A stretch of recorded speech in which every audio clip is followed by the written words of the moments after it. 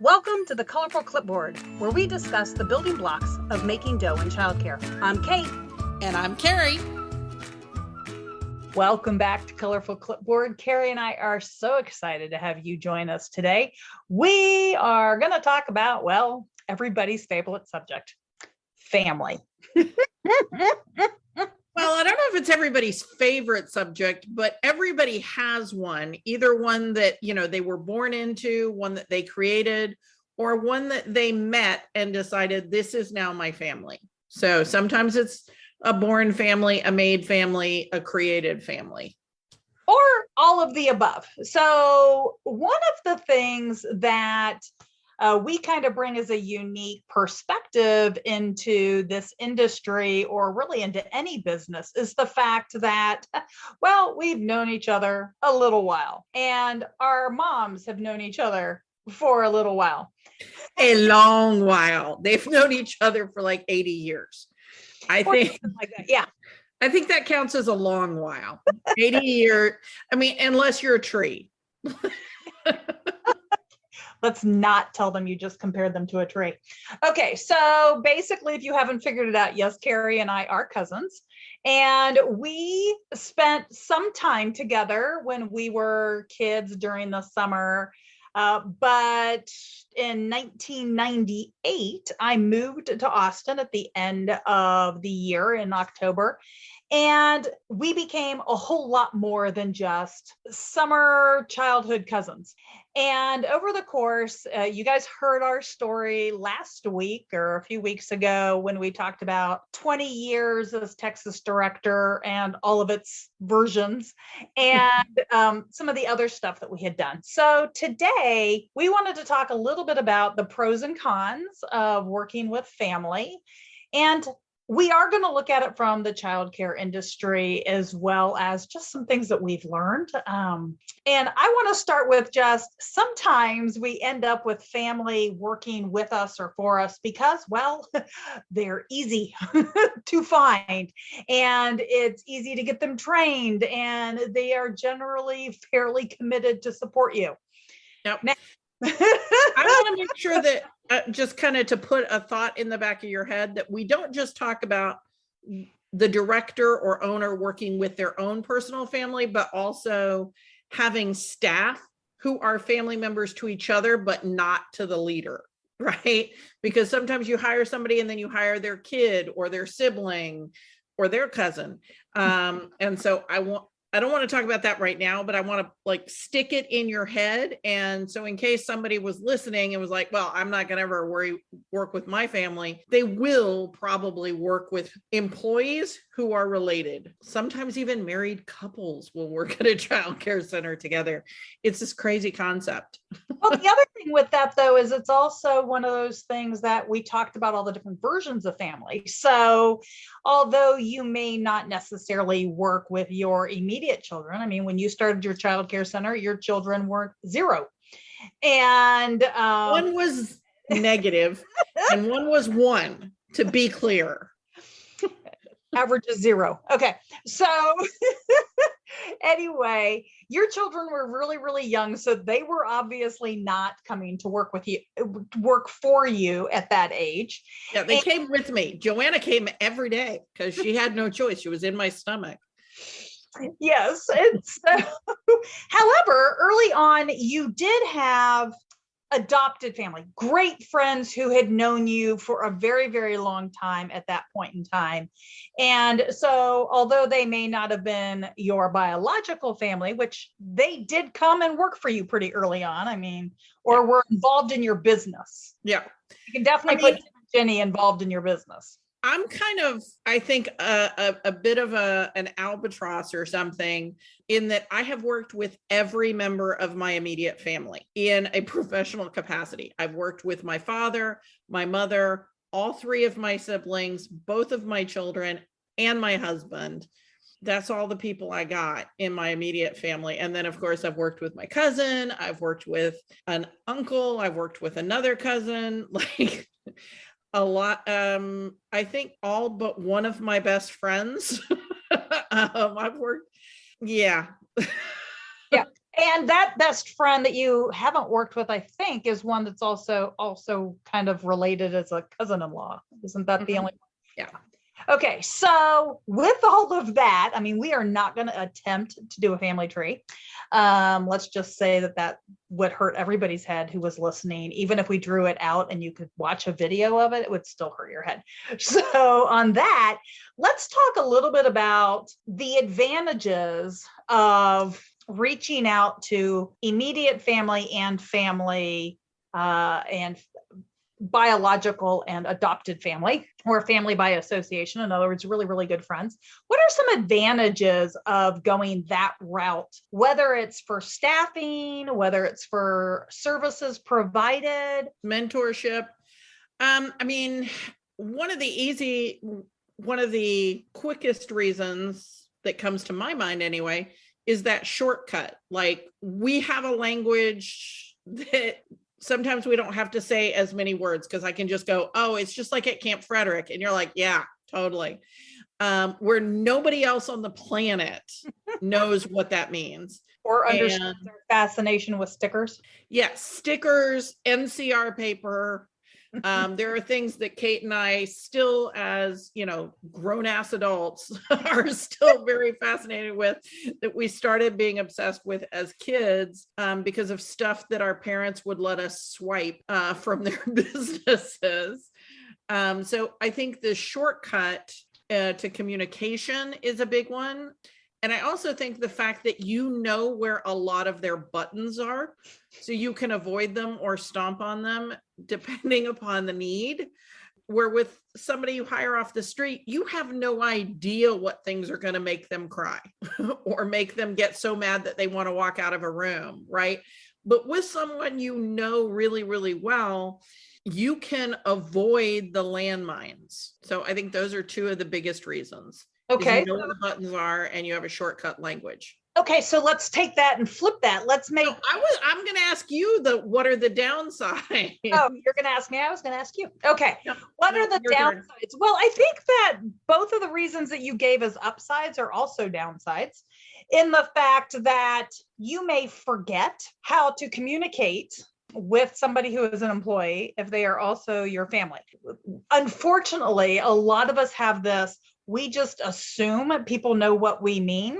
And especially if you've gotten to the point where you're hiring family, so it could be because you're new, or it's just been 2022 and you can't hire anybody, can't find anybody to hire, right? So you're a little stressed, and you would end up finding yourself talking to your relatives or really good friends in a way you would never have talked to a complete stranger.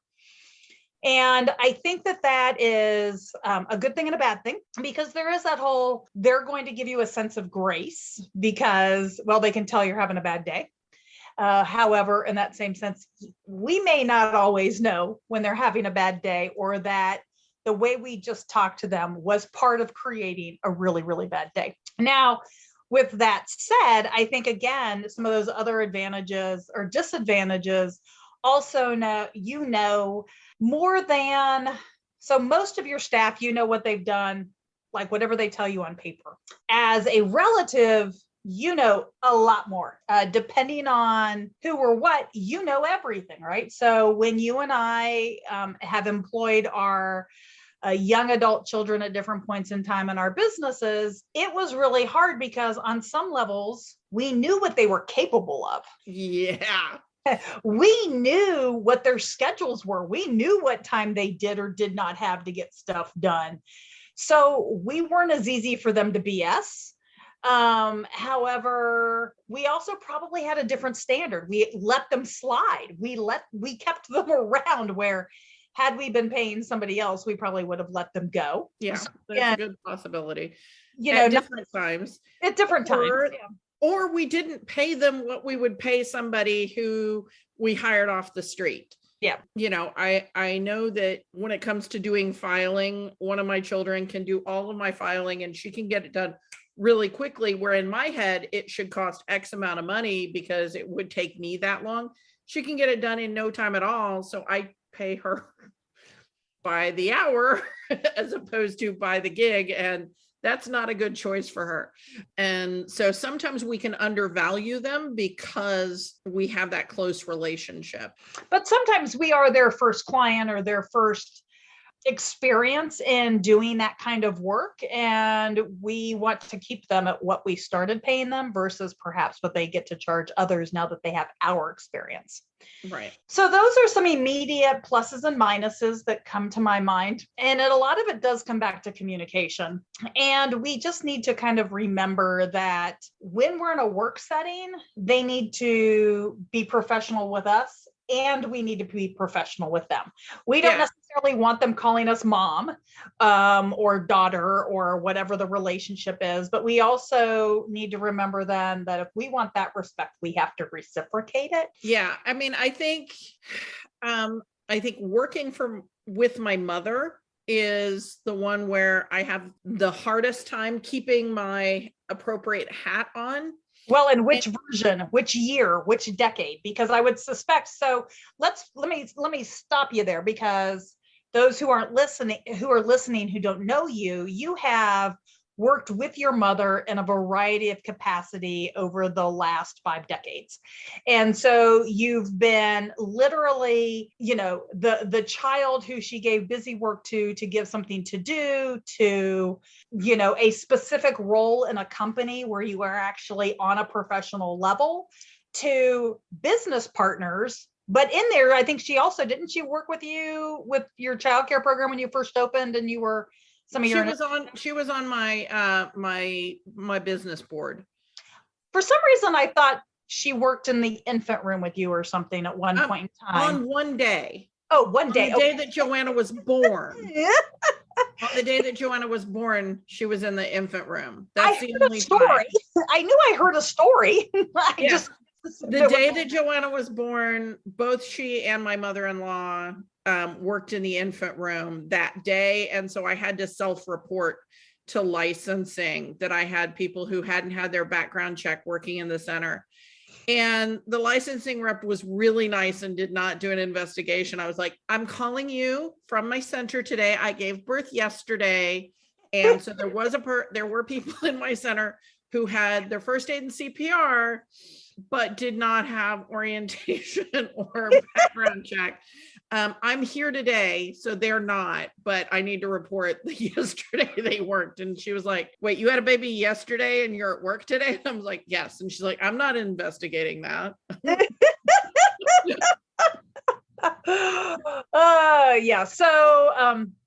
Okay. So the answer to which one of those things is when we were doing the real estate development company.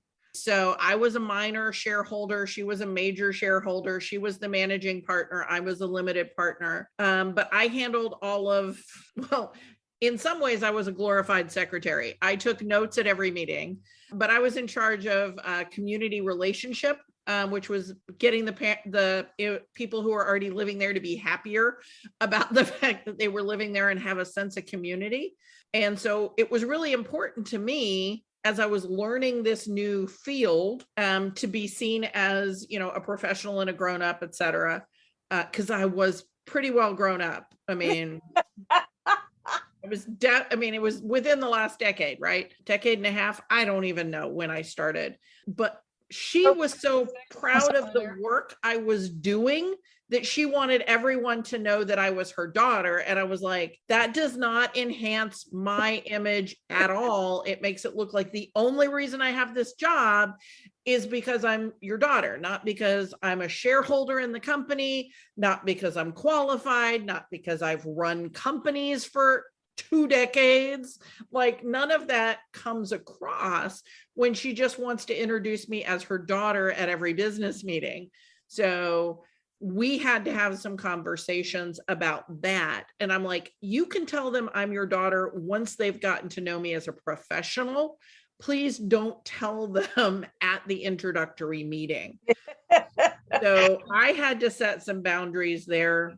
And as the director, you need to tell your, sister, brother, child, parent, whoever you're working with, that they're going to need to tell you where their boundaries are, because you're not going to know. Like, my mom had no idea I felt embarrassed that she was introducing me that way. I had to tell her that was the boundary. And then as the director or owner, we have to be very clear which hat we have on our head. Is this the boss hat or is this the family hat? And so, and again, my mom has a really hard time separating those two hats. She has always been about business. And so every conversation you have with her involves business. So trying to keep those separate is hard. So I made a real point with everybody else about being very clear, which hat are we wearing right now? And if we're hanging out and then you want to tell me about a birthday party, I'm like, wait, hang on. Switch hats. Okay, now we're in the friend mode or the family mode instead of the boss employee mode. All right, so let's flip a little bit to, because otherwise you and I are going to be on this will be a really, really long episode. And we knew there was a possibility it could be a long episode or multiple episodes. So I want to talk about real quick, if you're the director or the owner, and you have really great staff who say, hey, I have a sister, I have a cousin who needs a job. So now we are going from, we have hired our own people, because again, especially if you are listening to this in 2022, everybody is just having a hard time finding humans who want to go to work. And so on somebody else's schedule. Yes, let alone into the office. Yeah. So, and this is a really hard industry to do from home. So you cannot remote watch children. Yeah, I am fairly certain that would not pass any regulation. But anyway, what are some things that immediately come to mind to you that are things to remember when hiring friends or relatives of current employees? I think that again, first thought that pops into my mind is when you have a conflict with one, it ends up being a conflict with many. And so being very clear from the time that you interview that other person that I'm interviewing you because you have a recommendation. You're not automatically given a job, and, being very clear that these are separate relationships. So I guess I know I have talked to many a director over the years that is worried about writing staff up because their mom is also the chef. And they cannot do without the chef because they have the food program and they got 200 people, 200 kids enrolled at the center, and they have to have somebody who has the food manager training, right? So I know that's a challenge, but again, the advantage is that if one person is good and they recommend someone else, they know the job and they know what it takes. So they're not going to recommend a dud because they're going to have to pick up the slack and they're going to look bad. So would you recommend putting the relatives in the same classroom? Is there any, don't ever do this or do this with caution? Like, are there any really massive yellow blinking lights at you? I mean, I generally don't put people in the classroom who know each other well or who have the same skill set. So I want there to be some contradiction there, but that's my personal preference. I don't know. What do you think? Well, I think that it kind of depends. So it depends on their relationship. So sometimes having somebody who is a sibling or a relative, again, kind of like where we talked about that communication gap, they might work really, really well as a team. I know two cousins that worked really, really well in the school age program running summer camps. Wink, wink. I know nothing. I don't know nothing about that. But yet, kind of like what you had mentioned, there's probably a chance where you and maybe your mother wouldn't have been the best in a classroom, or even you and one of your siblings. However, some of your siblings and at least one of your daughters would have probably been great in a classroom with you. So it really just depends, I think, and having a conversation with the current employee. I think that would be really key. Yeah, I think communicating with your employee and saying, okay, if this interview works out, do you want them to be on your team, or would you prefer for them to be on a different team? If both of those are options for you as the director. Yep. So the person who has seniority gets a say, right? And I have been known to give someone a heads up, like, just to let you know, I'm going to be talking to Becky this afternoon about something. I just wanted to give you a heads up so that they can mentally prepare for, being cried on or whatever.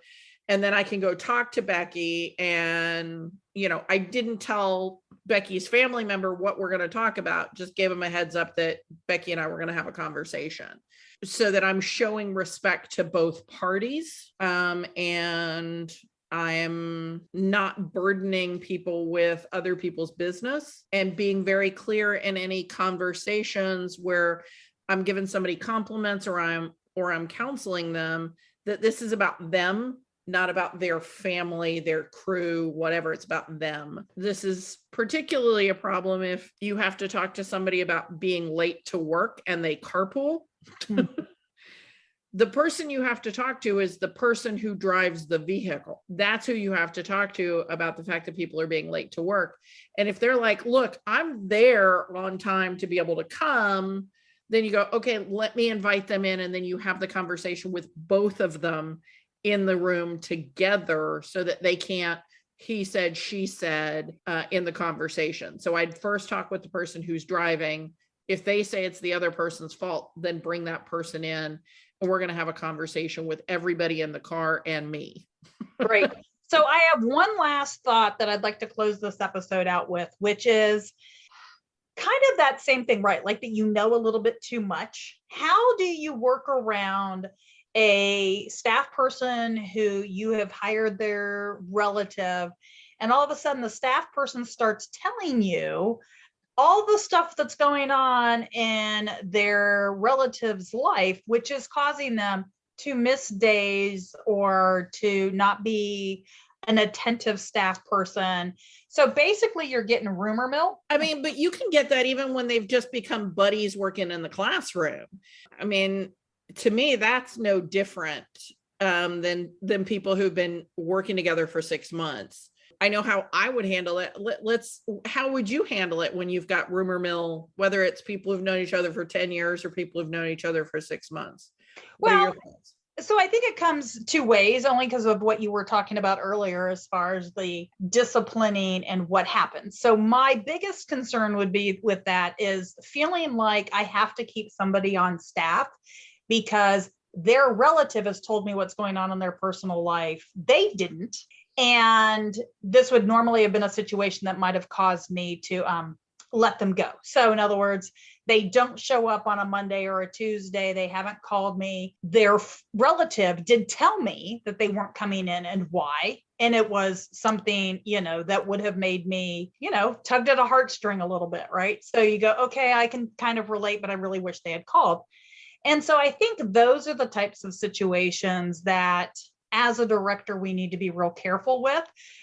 We can do one of two things. We can take that information as a stepping stone into a conversation. So they do tell us. So like if they aren't there the first day, but you got a call, you got an insight from the cousin about maybe what happened over the weekend, reaching out and calling that staff person immediately and even saying, hey, your cousin told me blah, blah, blah. How is everything? Is that accurate? Because again, they could have made up a different story.